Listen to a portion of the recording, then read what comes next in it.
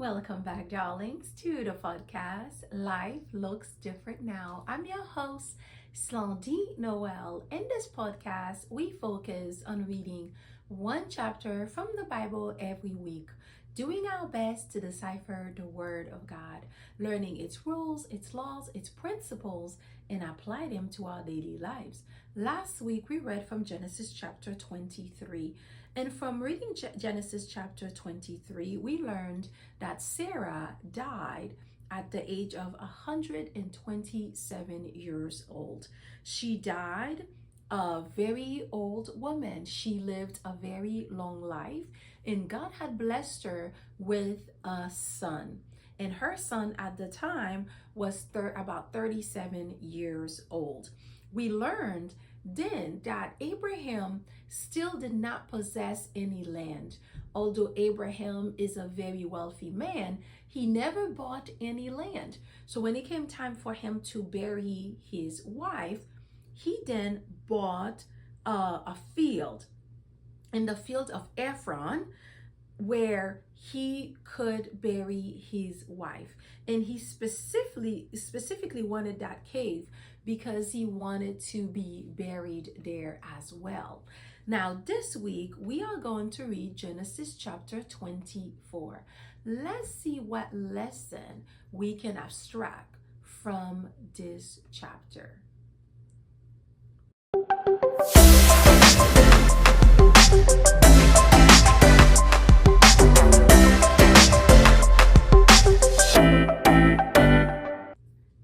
Now, before I go ahead to reading Genesis chapter 24, I have a favor to ask. Please remember to like, share, and subscribe to this channel.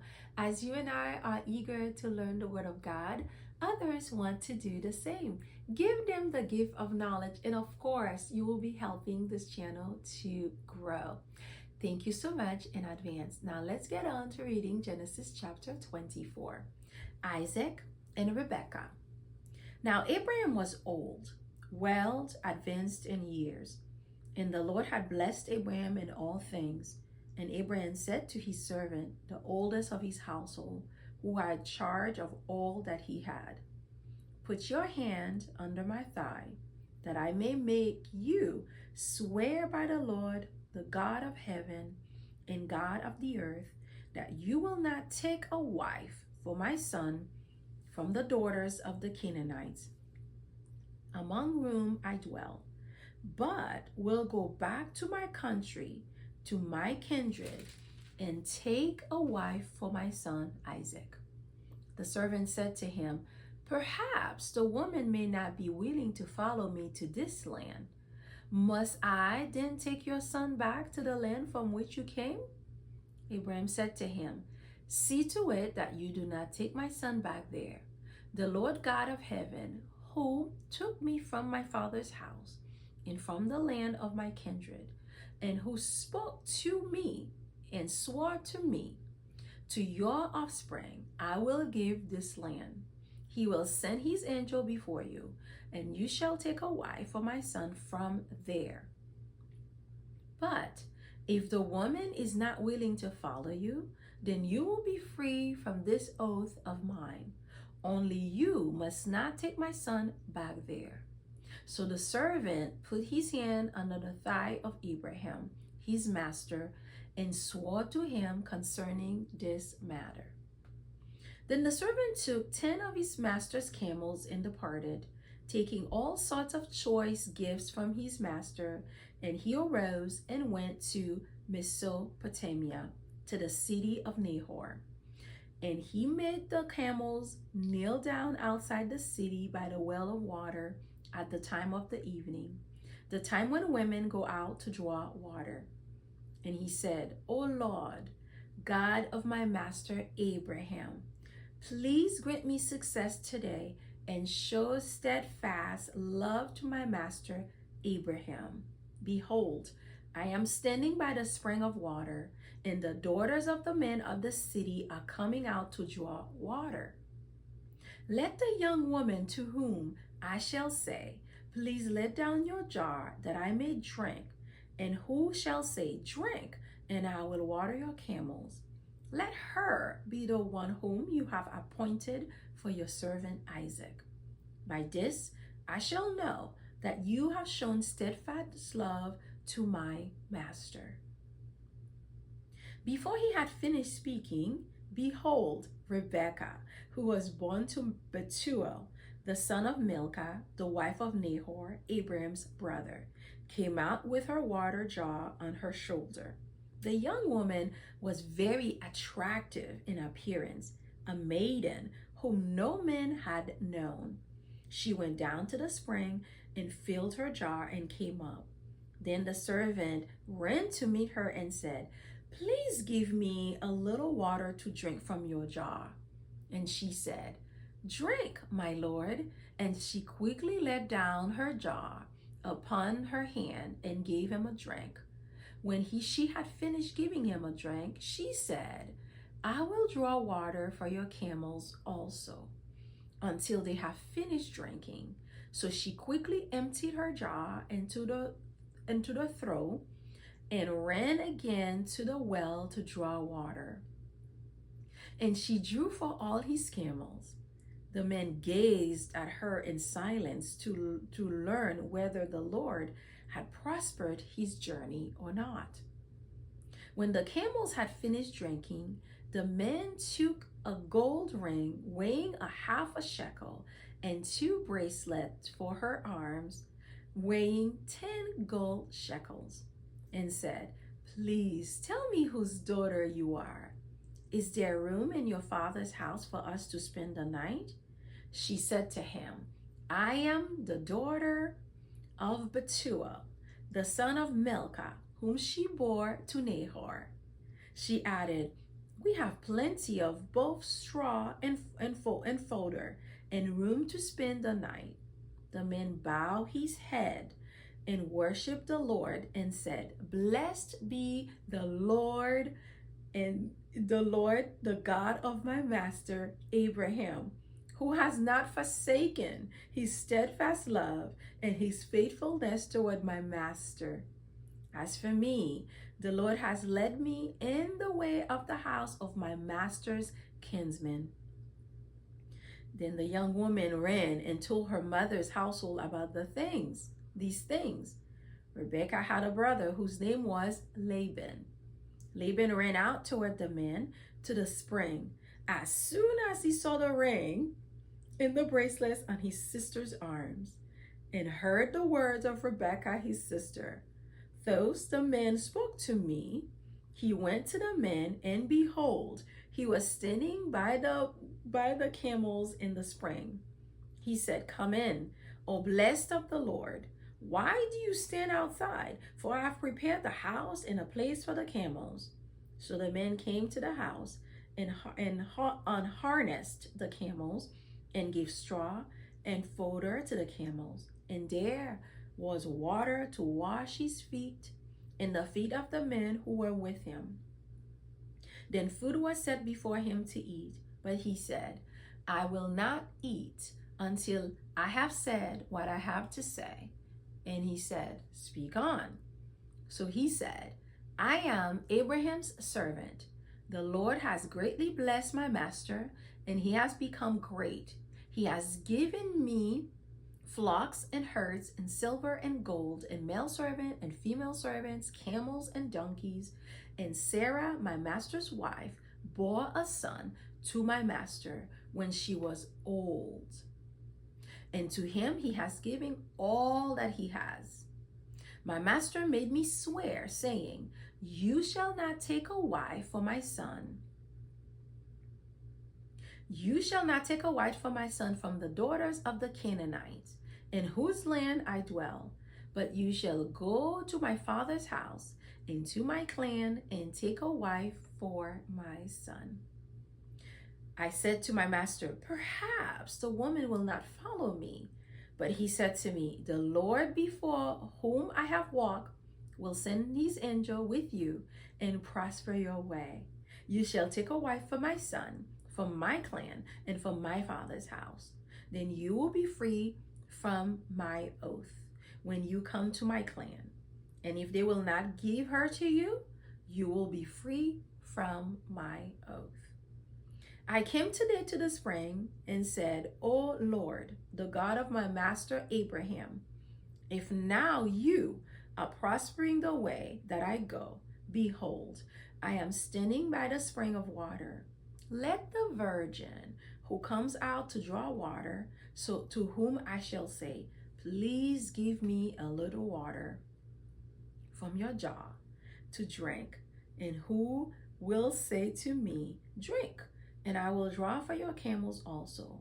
Let her be the woman whom the Lord has appointed for my master's son. Before I had finished speaking in my heart, behold, Rebekah came out with her water jar on her shoulder, and she went down to the spring and drew water. I said to her, please let me drink. And she quickly let down her jar from her shoulder and said, drink, and I will give your camels drink also. So I drank, and she gave the camels drink also. Then I asked her, whose daughter are you? She said, the daughter of Bethuel, Nahor's son, whom Milcah bore to him. So I put the ring on her nose and the bracelet on her arms. Then I bowed to my head and worshiped the Lord and blessed the Lord in the God of my master Abraham, who had led me by the right way to take the daughter of my master's kinsman for his son. Now, then, if you are going to show steadfast love and faithfulness to my master, tell me, if not, tell me, that I may turn to the right hand or to the left. Then Laban and Bethuel answered and said, the thing has come from the Lord. We cannot speak to you bad or good. Behold, Rebekah is before you. Take her and go, and let her be the wife to your master's son, as the Lord has spoken. When Abram's servant heard their words, he bowed himself to the earth before the Lord, and the servant brought out jewelry of silver, of gold, of garments, and gave them to Rebekah. He also gave to her brother and to her mother's costly ornaments. And he and the men who were with him ate and drank, and they spent the night there. When they arose in the morning, he said, send me away to my master. Her brother and her mother said, let the young woman remain with us a little while longer, at least 10 days. After that, she may go. But he said to them, do not delay me. Since the Lord has prospered my way, send me away that I may go back to my master. They said, let us call the young woman and ask her. And they called Rebekah and said to her, will you go with this man? She said, I will go. So they sent away Rebekah, their sister, and her nurse, and Abraham's servant and his men. And they blessed Rebekah and said to her, our sister, may you become thousands of 10,000s. May your offspring possess the gate of those who hate him. Then Rebekah and her young women arose and rode on the camels and followed the man. Thus the servant took Rebekah and went his way. Now Isaac had returned from Beth-lahoi and was dwelling in the Negev. And Isaac went out to meditate in the field toward the evening. And he lifted up his eyes and saw, and behold, there were camels coming. And Rebekah lifted up her eyes, and when she saw Isaac, she dismounted from the camel and said to the servant, who is that man walking in the field to meet us? The servant said, it is my master. So she took her veil and covered herself. And the servant told Isaac of all the things that he had done. Then Isaac brought her into the tent of Sarah, his mother, and took Rebekah, and she became his wife, and he loved her. So Isaac was comforted after his mother's death. Well, Genesis chapter 24 is a fascinating chapter. And as we can see here, this chapter is shifting a bit. Now, we are no longer hearing a lot about Abraham and his wife Sarah, because we learned that in Genesis chapter 23 that Sarah had passed on and Abraham now is even older. Abraham is a very old man. So now he has to start thinking of his son's future. So now we're seeing a shift in Genesis chapter 24, where the focus now is about Isaac. And now we are being introduced to Isaac and Rebekah. Now we have to remember in Genesis chapter 22, we learned that Abraham's brother had many sons. And one of his sons, Bethuel, fathered Rebekah. So remember, Abraham had many family members when God called him, when he was 75 years old, and God called him to leave Nahor and moved away to a land that God had promised him. And he did just that. And in Genesis chapter 22, he learned that his brother, Milcah, had many sons and had daughters. And of course, he wanted to make sure that his son Isaac married one of his kinsmen. Because remember, Abraham himself married his half-sister, Sarah. So he wanted to be sure that his son continues on that tradition, because a family has its own culture, a community has its own way of doing things. And Abraham was very well aware of that. And he wanted to make sure that these traditions continue. So the chapter opens up with informing us that Abraham was very advanced in age.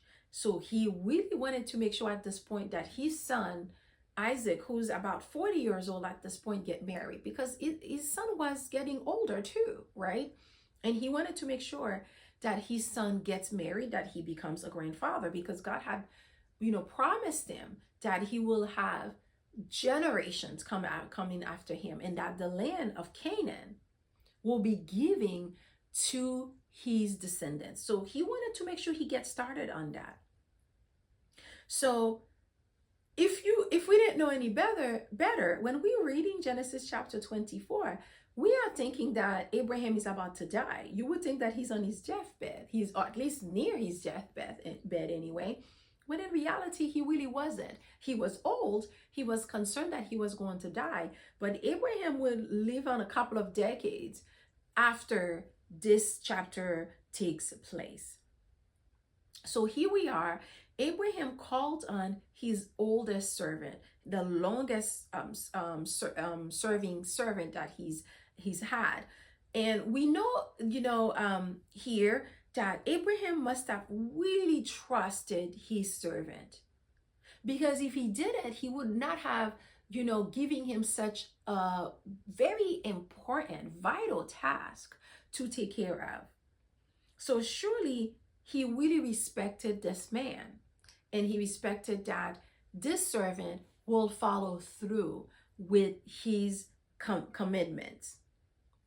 And here we learn that he called on the servant, and the servant's name is Eliezer, by the way, even though it is not said in the chapter, that is actually his name. And he called on that servant. He asked him to take an oath, because he said that it was very urgent that his son Isaac gets married, because his son was getting older. He wanted to make sure his son gets married. So he called on the servant. God forbid, if something were to happen to Abraham, he wants to make sure that his servant knows what his wishes were. So he called him on, and he said, I do not want for my son Isaac to take a wife among the women here in Canaan, among the Canaanites, because he knew that the Canaanites had different beliefs, different customs. So he didn't want his son to go astray, right? Because women do indeed influence their husbands. And Abraham was very well aware of that. I'm sure, I mean, of course, as you can see, Abraham was so much influenced by his wife, Sarah, that he even laid with her servant and had a child, right? So Abraham was very well aware of the power that a woman can have on her husband. So he wanted to make sure whoever is going to be marrying his son, who's going to be influencing his son, is a woman who believes in the Most High God. And he knew that his people believed in the one and only God. So he made his servant, to take an oath, that to swear that he will go back to Nahor to find a wife for his son Isaac between his kinsmen. And here we learned that, and for people, it was customary for, when an oath is taking place, that the person who's taking on the oath, the person who is binding themselves to such responsibility, to put their hand under the thigh of the person they are swearing the oath to. So here we are seeing that Abraham is asking his servant to bind himself, to take on this oath, to swear that he'll make sure that he does the right thing. And the servant Eliezer did exactly what was requested of him. He took on the oath. He swore that he will go back to Nahor, the city of Nahor, to Abraham's kinsmen, to take a wife for Isaac, which is really marvelous, because we can see that, the servant is a very trusted man. He's being trusted with such an important task. But the servant had a concern. He asked Abraham if he thought it was important that the servant Eliezer takes Isaac alongside him, to take Isaac with him, so he could be trusted, right? Because he didn't want to just go off and ask a family for their daughter's hand. He wanted to make sure that there was some evidence there. And he asked Abraham for permission to take on that, Isaac with him. And Abraham made it very clear that Isaac is not to leave the land of Canaan, because that land was promised to Abraham. Now, remember in Genesis chapter 23, we learned that Abraham, although he was a very wealthy man, had a lot of possessions, he did not possess any land. He only bought a cave when it was time for him to bury his wife. So he trusted that he didn't have to buy this land, because God had already promised the land to him. And he wanted to make sure that his son Isaac stayed in that land, that promised land. And we later on learned that Isaac actually never left Canaan. He lived there his whole life.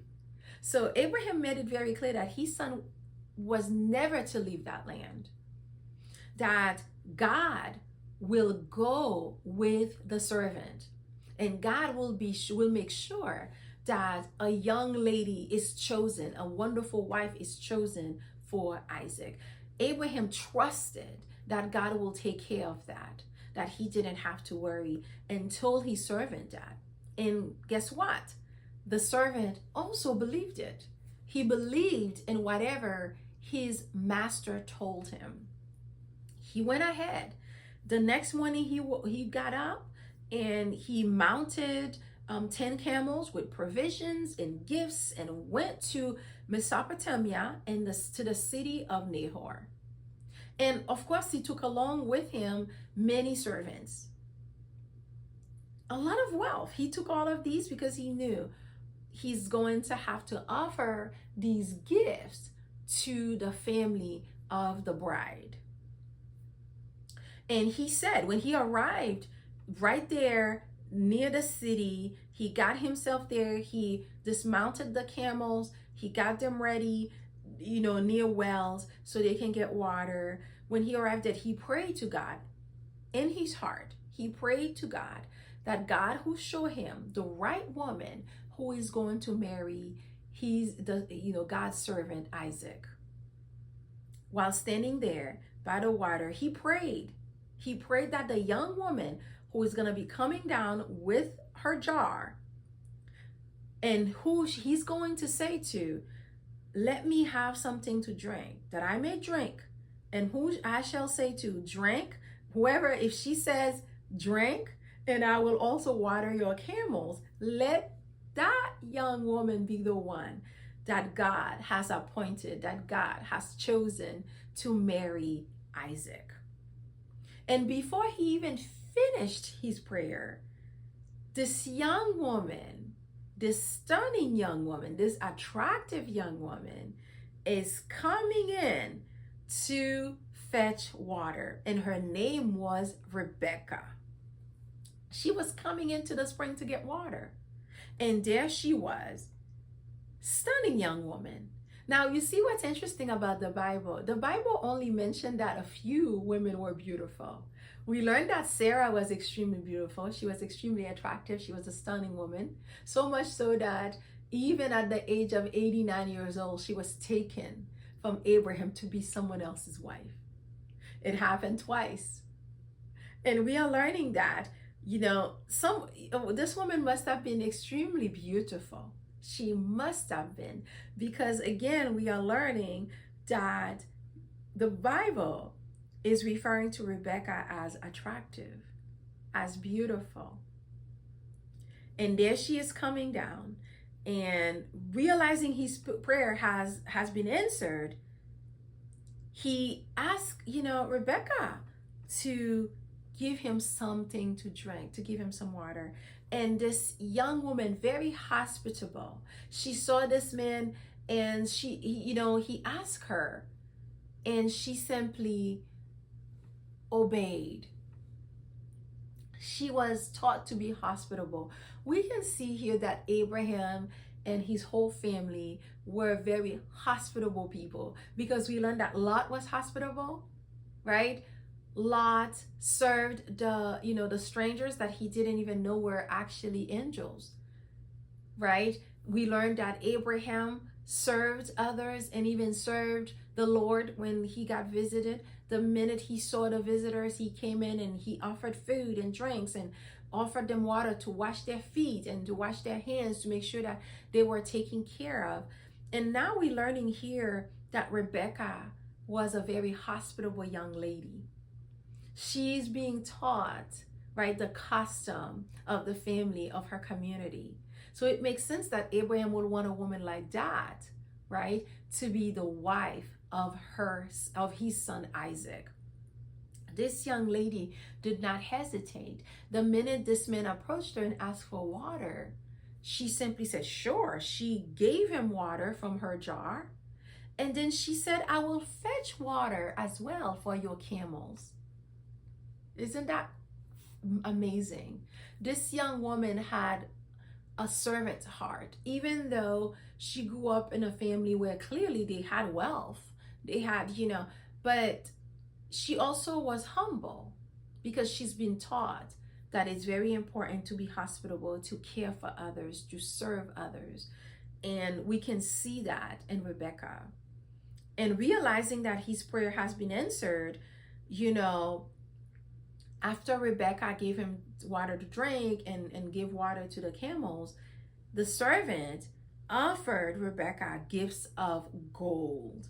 He gave her a nose ring and 2 bracelets to put on her wrist.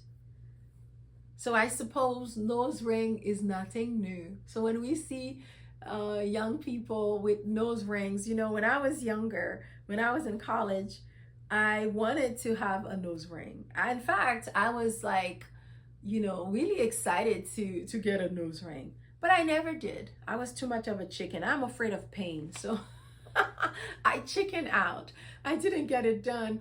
But another reason why I didn't get it done is because in my faith, in the Christian faith, I always thought that, I've been taught anyway, that you are not allowed to pierce your body. In fact, up until the age of 23, I did not have, earrings. I never wore earrings. I grew up not doing that because I grew up in a very conservative home. My father would have never allowed me to do that, right? I was not even allowed to wear makeup, not even foundation. So, so of course, the idea that Eliezer the servant gave Rebecca a nose ring, that tells me that then people were indeed wearing these jewelries, right? They were wearing nose rings and everything else, earrings and stuff, and bracelets, because if they weren't, it would not have been offered to her.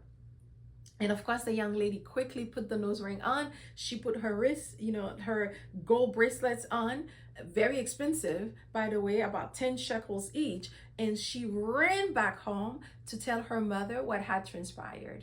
Telling everyone the news that, she met this man and she helped him, she served him, and here he is, and he gave her all these gifts. And of course, even before she departed, Eliezer the servant asked her, who is her father? Who are her kinsmen? And she told him that it was Bethuel, her father. And lo and behold, these individuals are related to Abraham. So what Abraham had promised Eliezer has come true. God has accompanied Eliezer on this journey. God blessed this journey. And here is Eliezer not even looking around for Abraham's family. Abraham's family came to him. Abraham's kinsmen came to him. And upon hearing that, he was like, wow, God, you really have blessed me here on this journey. He bowed down to God and praised his name because he recognized that God and his steadfast love for Abraham has blessed this journey. Rebecca quickly went back home to tell her mother what had happened, and her brother Laban overheard the conversation. And then he saw the young lady rushing with these gold shekels and gold ring, and he knew that meant money, and we will then later on learn about Laban. But we can see here that Rebecca's brother, kind of like a greedy man, right? Like, because he took notice of the jewelry, all the things that, seeing all the gold, he welcomed Abraham's servant with open arms, right? He already prepared a tent, already prepared a space for the camels, and quickly went to meet the servant to let him know that all these things have been taken care of. And the servant came into the tent, their space, and told him that he will not eat until he handles business. Now, again, we can see why Abraham trusted this man with such an important task. He understood the assignment. He did not get distracted by the food, by their hospitality, by everything, because I'm sure he was thirsty still. He was, hungry. He was not distracted by these things. He was like, I have business to handle. Let's get down to business, and then we'll worry about the food. And he told them the whole story and told him how Abraham, Bethuel's uncle, is a very wealthy man, how God has blessed him with so much wealth, and showed him all the silver and the gold and the servants and, the camels, everything, and said to him, I'm here on this journey for a purpose, to find a wife for my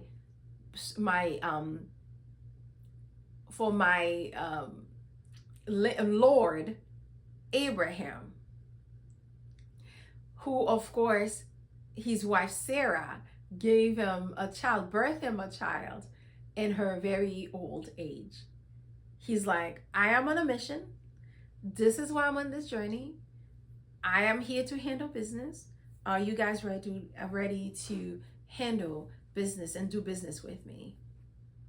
And Bethuel, of course, upon hearing the story, Laban hearing the story, the mothers hearing the story, seeing all this wealth, naturally, they're okay with this young woman to marry Isaac. And we see here that Bethuel is saying, God has blessed my uncle. God has given him all this wealth. So if it is the Lord's will, you may take the young lady and live with her. So at that moment, Bethuel agreed that Rebekah will marry Isaac. And the servant went ahead and gave the brother Laban gold and wealth and camels and so forth and silver, and also gave wealth to the young lady and as well as her mother. So it was customary then for a man who is seeking a wife to, in order for him to show that he can provide for his wife, to give gifts and wealth to the bride's family. I know we live in a society today where men are wondering what women bring to the table. They want wives, but they don't even have two nickels to rub together to provide for the wife. But then, and many cultures even today, if a man doesn't have the financial means, if he cannot pay a price, he cannot marry. And that is exactly why then, in the biblical time, in the Old Testament time, young women were being married off young. They were between the age of 13 to 20 years old, while the men were much older. Men were much older. As you can see, from reading all these chapters, we can see that Abraham was 85 years old when he laid, with Sarah's servant, who was just a child, right? So that already tells us that men were much older. And we also learned that Abraham was 10 years older than his wife, Sarah. So the men were older.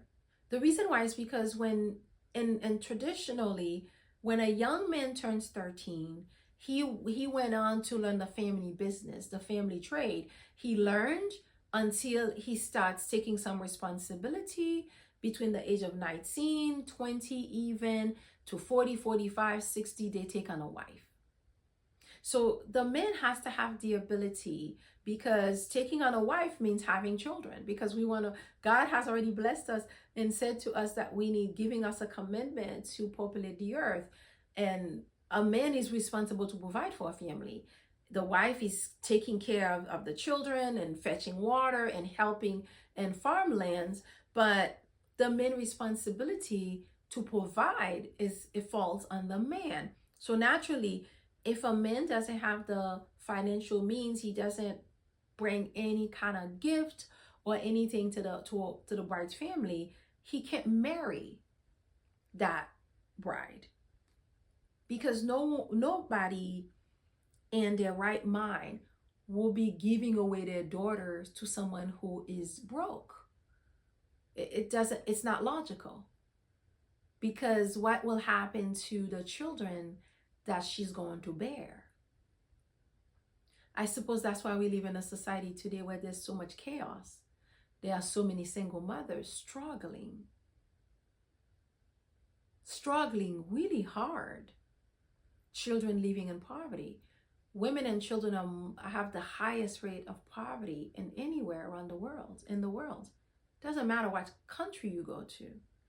It's usually the number one group that is most likely to fall into poverty are children and then women. You see, because if the fathers are not around to provide for the children, chaos erupts in a culture. And we can see it today. We know we live in a society that's telling women and men are the same, yet men don't carry children. Men don't have monthly cycles. Men do not have wombs. I know today it's politically incorrect to say that, you're a woman, or you have transgender people calling themselves men or women when they're not born. Biologically, they were not born female, but they're calling themselves women. Anyway, I don't want to go down that rabbit hole, but as we can see here, Isaac's servant, Abraham's servant, had to bring all these gifts to the family. And we can see that even before departure, The servant slept overnight, and he woke up the next morning, and he's ready to, to take on the blessing and depart with the young woman. And at that point, we can see that Laban, um, Rebecca's oldest brother, and Rebecca's mother, they're probably trying to get more gold and more things, more, monetary items from the servant, because although the night prior they had agreed that Rebecca will just be departing with the servant, now they're trying to delay the return of these to the servant and Rebecca. They're trying to delay it by 10 days, claiming that they just want the young woman to stay with them for a while, and perhaps they just wanted more gold. They just wanted more things. They were not willing to let her go. But we can see here, Eliezer made it very clear that his mission is to return right back. And we're not talking about a short mission here. We're talking about over 500 miles back then on a camel. We're not talking about driving. We're not talking about flying. We're not even talking about taking a train. We're talking about being on the back of a camel, going 550 miles or maybe 600 miles away from home. We're talking about a journey that may take about a year or so. Very, very long journey. And they're trying to delay it. And, Eliezer made it very clear. He said, no, no, no, no. I'm on a mission here. It's either you agree or you don't. And if you agree, I will be taking the young woman. And at that point, they call on the young woman and ask her if she would go. And right then she said, yes, I will go. If that's what God wants for me, I am ready to go. I'm getting on the journey. She did not delay. See, it's imminent. When you make a decision to do something, get to it. Don't delay. Don't think twice. Don't reconsider. Make a decision and get to it. And that's what Rebecca did. There was no need to stick around for 10 more days where someone can change her mind, something else can happen. No, no, no. She said, yeah, I will go. And at that point, they blessed her and blessed her with, and letting her know that she be the mother of many generations. And what's interesting about the text, though, is seeing how Rebecca must have, been a very young woman, because the text even state that she had to travel with her nurse. And we know that means that she was still maybe about 13, 14 years old. She was young. And although she had her own assignment, she had her own responsibility as to what to do, because we learned that young women were the ones who fetch water. And so she had her own responsibility, but she was still young.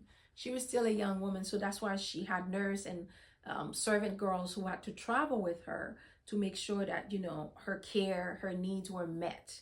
And she said, yes, she will go and she will return with the servant. She trusted that God will handle everything. And she trusted in God's blessing. She trusted in the words. And she promptly said yes to going. And she got up. She got herself ready. She was ready to meet this young man that she was about to marry. And throughout the journey, we're learning that she's wanted to learn about her future husband, asking questions. And once they arrive, they noticed that Isaac was walking across the field where he was meditating. And as walking across, he was coming toward, and then he noticed the camels, and he was coming towards the camels to see, to hear the news, right? Because he knew he knew the purpose of that mission. And once they got there, Rebecca asked, who is this man who's coming towards us? And the servant, Eliezer, told her that was Isaac. And the next thing she did is she put on a veil to cover herself. She put on a covering. That veil it signified, chastity, modesty, because this young woman was young, she was pure, she was a virgin. And it also symbolized submission to her husband. She understood that that was part of her custom, the way that she was brought up, that you are to be conservative. You have to be modest. You have to, you know, to submit unto your husband. And so she covered herself, you know, and there Isaac was in the field, and of course the servant went up to him and told him of what has transpired, told him the good news, and he went and to meet his new bride, Rebecca. The next thing we learn is that Isaac brought Rebecca into the tent of Sarah, his mother, and took Rebecca. I suppose that means that he slept with her, he lived with her, and he took her in everything that she is. Took on responsibility for her, took on the care for her. He took her and married her, and the text said he loved her. He loved her. You see?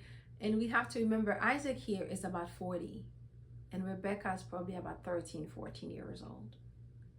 As far as I'm concerned, she was still a child, but according to custom, that's the way it was. The men were much older,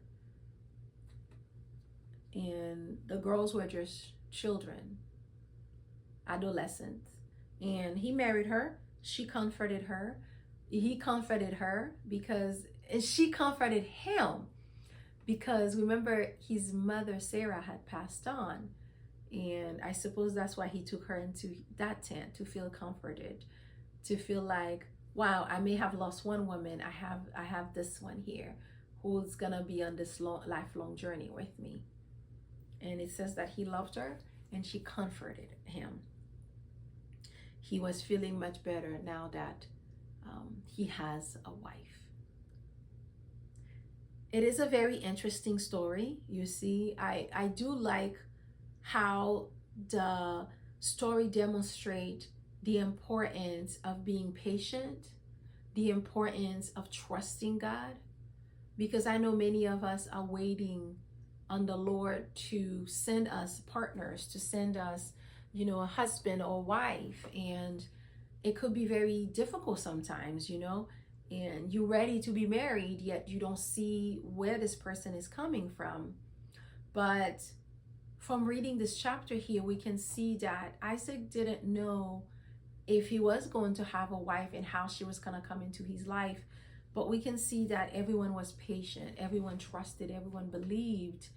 And because of their patience, Isaac was blessed with a magnificent wife, a beautiful wife, like the Bible says, an attractive wife, a kind wife, a loving wife, a servant, a woman who has a heart of gold, a heart of a servant. She may have been young, but she has been trained well. And it's really beautiful to see that. And I love the fact that even the text is clearly telling us that, you know, men have to have the means to provide. You have to prove to the family that you can take care of their daughters. If you can't, you can't. Then don't take on that responsibility.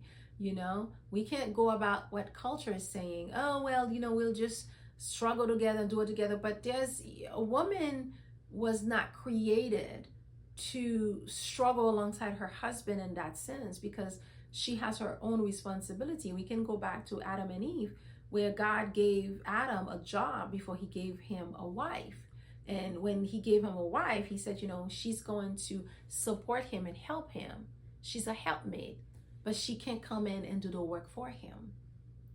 You know, despite of what society is telling us today, you know, that's one of the reasons why our society is in so much shambles.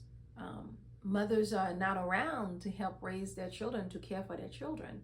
They're out there in the trenches next to the men, and some of us women are on our own taking care of children. I'm divorced, so I know that too well, how difficult it can be to be raising children on your own.